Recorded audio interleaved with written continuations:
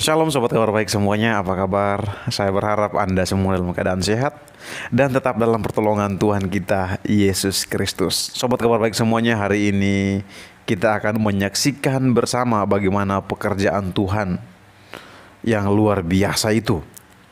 Semakin kekristenan ditindas di Indonesia, semakin berkembang juga kekristenan. Semakin kekristenan dijelek-jelekkan, semakin banyak juga orang-orang yang mau percaya kepada Tuhan Yesus. Kali ini teman-teman, kesaksian yang luar biasa dari salah seorang murtadin. Beliau adalah seorang polwan yang mengambil keputusan untuk menerima Tuhan Yesus Kristus sebagai Tuhan dan Juru Selamatnya secara pribadi.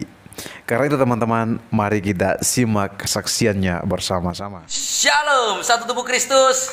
Saya Rifren Muhammad Paulus Nur Rahman Tambunan. Saat ini sudah berada di kota Dumai. Ini anak rohani saya. Ini nduk kami terkasih, ya kan? Bribka Ika Wulandari. Ya kan? Ya kan? Beliau anggota dari Polres Dumai. Ya, sama dengan saya latar belakangnya. Dipilih oleh Tuhan dan dikasih oleh Tuhan.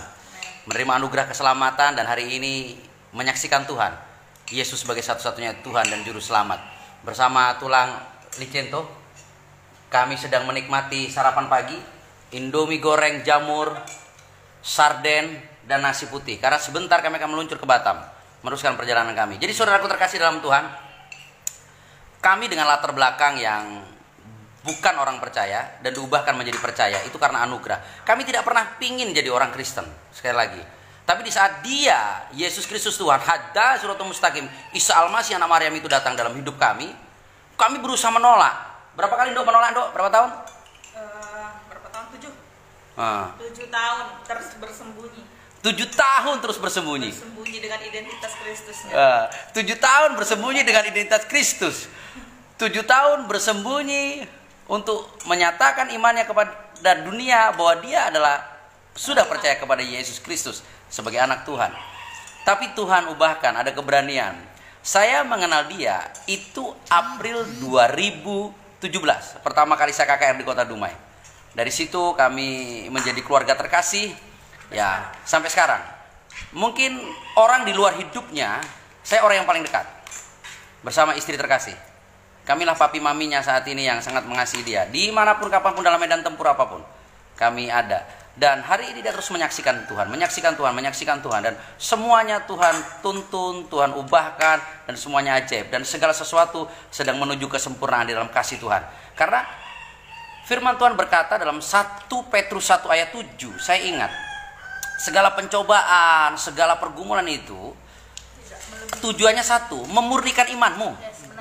Untuk apa? Mendatangkan masa yang tepat agar engkau menerima pujian, kehormatan, dan kemuliaan di saat waktunya Tuhan dinyatakan, ya kan? Ya, kami sudah nyetir 12 jam non-stop. Kami balik-balik tidur. Tapi kami sempat 12 jam itu dari Medan menuju Dumai, kami sempat tidur di Wuling, ya kan? Mission car, ya kan? Bahkan kami sempat fellowship 2 jam setengah di 50. Ya, bersama hamba-hamba Tuhan di sana, Pak Pendeta di sana, keren. Kita sedang menyiapkan revival dan pemuritan di 50 Kabupaten Batubara. Ini keren banget. Jadi ini saudaraku terkasih dalam Tuhan, jangan pernah lelah untuk menyatakan kasih Kristus. Kalau kami bisa diubahkan, yang dulu sangat membenci Kristus, apalagi Anda yang sudah lahir sebagai orang Kristen. Walaupun itu karena keturunan, ubah paradigmamu. Kristen adalah panggilan, bukan karena warisan. Salam kemenangan, terus berkati. Shalom, salam satu tubuh Kristus. Teman-teman, mengapa Tuhan Yesus begitu menarik bagi banyak orang? Ingat kalau kita membaca Injil, ketika Yesus pergi ke daerah-daerah, banyak orang yang mengikutinya, mendengarkan apa yang Yesus sampaikan. Kenapa banyak orang mau mengikuti Yesus? Karena pertama, Yesus adalah pribadi yang sangat rendah hati. Yesus adalah pribadi yang selalu melakukan mujizat demi mujizat. Yesus adalah pribadi yang mengasihi orang lain. Bahkan pemungut cukai pun yang pada waktu itu di mata orang pemungut cukai tidak baik, itu didatangi oleh Tuhan Yesus. Karena itu teman-teman, pribadi Yesus adalah pribadi yang merubah dunia. Dan hari ini kita melihat banyak orang yang mau datang kepadanya. Tuhan Yesus mengajarkan kasih itu. Tuhan Yesus selalu mengampuni orang lain. Dan tujuannya datang ke dunia karena kasihnya yang besar kepada manusia yang telah berdosa.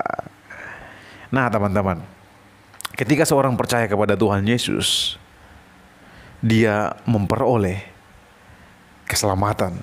Dia memperoleh hidup yang kekal dan hidupnya diperbaharui.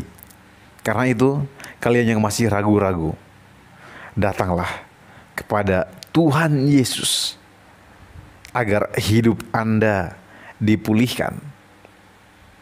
Seperti Ibu Polwan yang telah mengambil keputusan yang luar biasa untuk percaya kepada Yesus Kristus sebagai Tuhan dan Juru Selamatnya secara pribadi. Sekian yang saya sampaikan teman-teman. Tuhan Yesus memberkati.